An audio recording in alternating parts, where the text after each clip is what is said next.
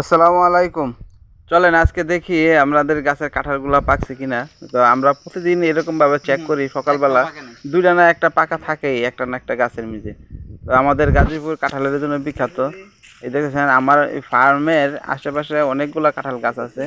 আমরা একটা একটা করে গাছের কাঁঠাল চেক করি, দেখা যাক পাকা আছে কিনা। তো দেখতেছেন কাঁঠালগুলা দেখতেছি, চেক করতেছি।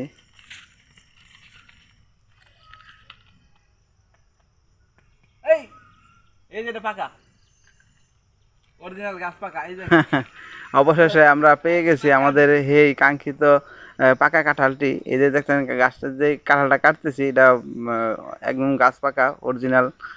তো এই গাছের কাঁঠালগুলা অনেক মিষ্টি, সুমিষ্টি এবং সুস্বাদু। এই দেখেন গ্রান আছে অনেক, প্রচুর প্রচন্ড গ্রান। হ্যাঁ দেখতেছেন। তো আমার এখানে অনেকগুলো গাছ আছে। পর্যায়ক্রমে আমি গাছগুলা চেক করি, যদিও উপরের গাছগুলা চেক করা সম্ভব না। এই কাঁঠালগুলো কিন্তু অনেক বড় হয়ে গেছে, কিন্তু এটি এখনো লাগে নাই, এখনো একটাও পাকে নাই। তো আরো কিছু গাছ আছে ওই পাশে।